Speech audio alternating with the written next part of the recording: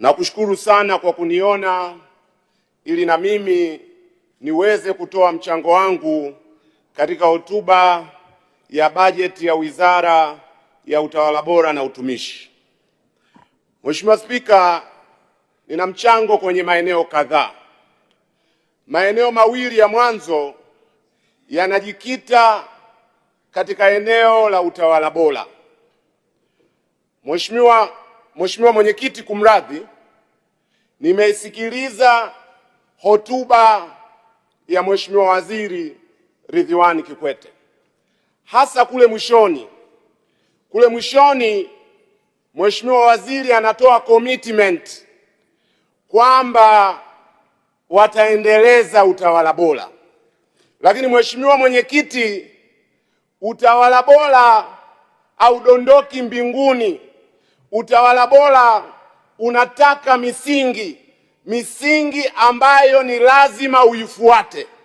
Usipoifuata, ahadi kwamba utawala bora utakuwepo inabaki kuwa ni maneno matupu.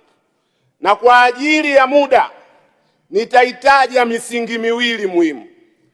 Msingi wa kwanza ni mahusiano baina ya utawala bora na kuimarisha uwazi na harakati ya kupinga rushwa na ufisadi. Mheshimiwa Mwenyekiti, kuna mahusiano ya moja kwa moja baina ya utawala bora, uwazi na uwajibikaji katika serikali.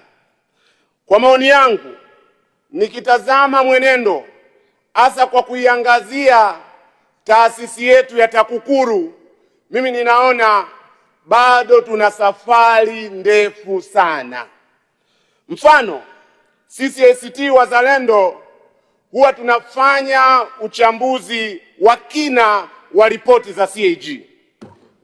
Kwenye kila ripoti, moja ya eneo ambalo tunalitazama huwa tunaangalia ni fedha kiasi gani tunazipoteza kutokana na rushwa, kutokana na uzembe, kutokana na ubadhirifu.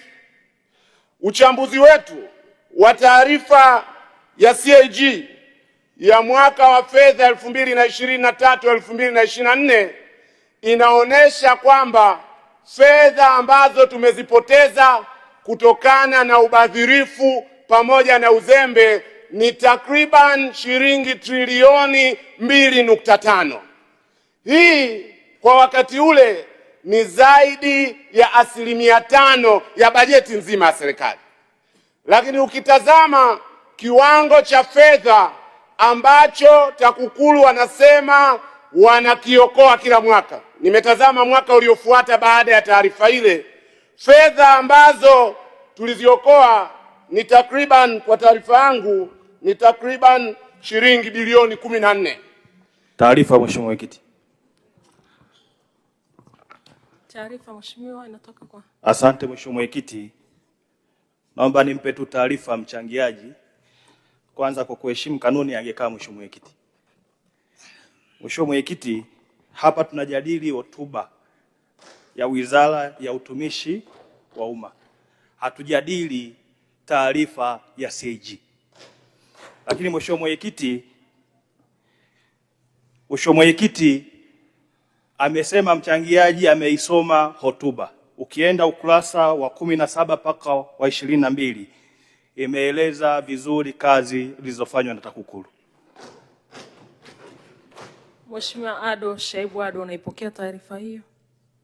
Moja ya jambo ambayo inabidi litazamwe kwa kina kwa heshima ya Bunge, ingawa taarifa zinaruhusiwa, ni kwamba taarifa zinazokuja ziwe na msingi, zisije kwa lengo la kumpotezea muda mzungumzaji. Mimi nakwenda huko ndio ninakokwenda. Nimetoka 23, 24.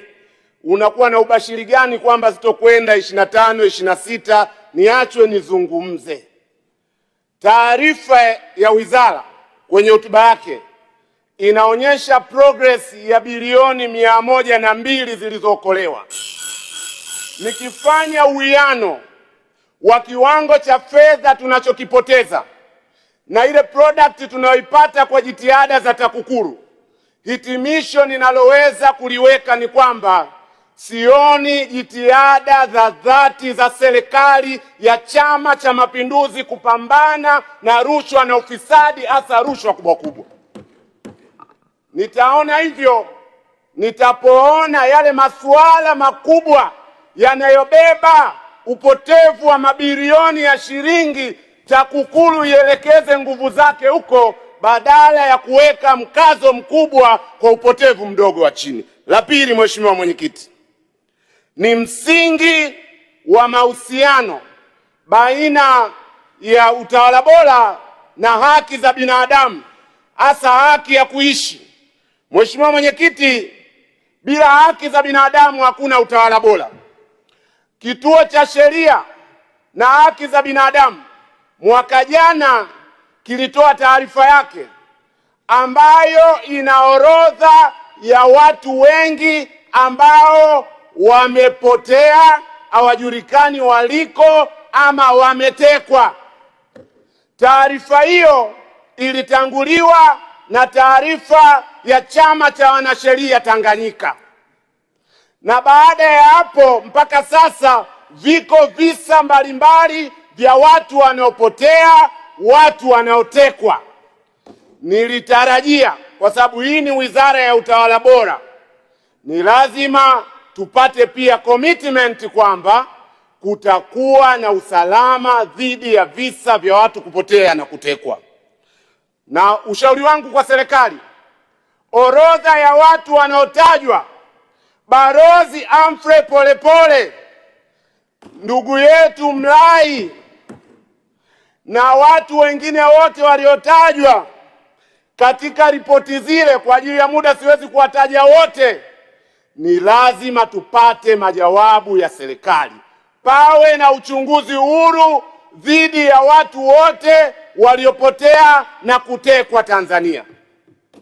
Hilo ni la pili nilitaka kulisema. Na ujumbe wangu wa kuhitimisha, nahitimisha kuhusu utaratibu. Mheshimiwa Katambi, taarifa. Asante Mheshimiwa Mwenyekiti.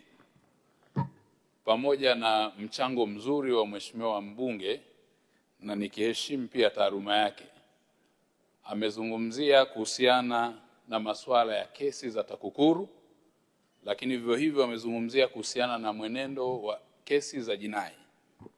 Naomba nimpe taarifa, nikitambua kwamba pia ni wakili msomi. Yapo mashauri ya jinai yanayoendelea kwenye mahakama zetu yanayohusiana na ubadhirifu na upotevu wa fedha za serikali, na kwa sababu ya muktadha wa takwimu, pale utakapohitaji tutakupatia. Lakini vivyo hivyo kwenye tuhuma na shutuma za watu kutekwa na kupotea, zipo kesi ambazo tayari ziliripotiwa polisi, hatua za upelelezi zinaendelea. Lakini vivyo hivyo zipo kesi ambazo watu walionekana kusema wametekwa na baadaye ikagundulika ndivyo sivyo. Zipo shutuma nyingine nzito za kijinai ambazo jeshi la polisi linaendelea na uchunguzi nazo na kwa kushirikiana na vyombo vingine vya kimataifa.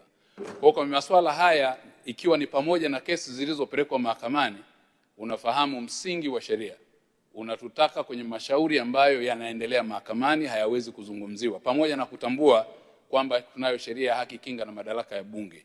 Lakini yapo mambo ambayo kwa hatua yalivyo na nature yake, kwa sababu ya kwenye hatua ya upelelezi, kwa sasa hayawezi kuwa public kwa sababu kuna taratibu za kiupelelezi. Asante Mheshimiwa.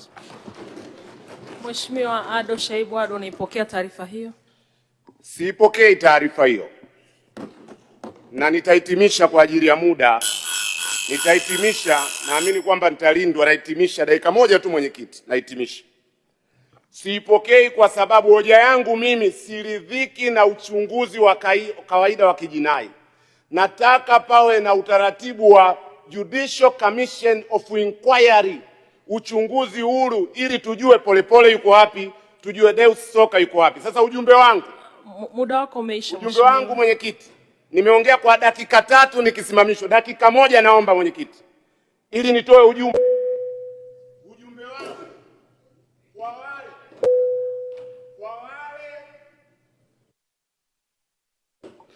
Ujumbe wangu kwa wale wanaodhani, muda wako mheshimiwa umeshaisha. nimeongea kwa dakika 3. Mheshimiwa, ninaomba kwa heshima.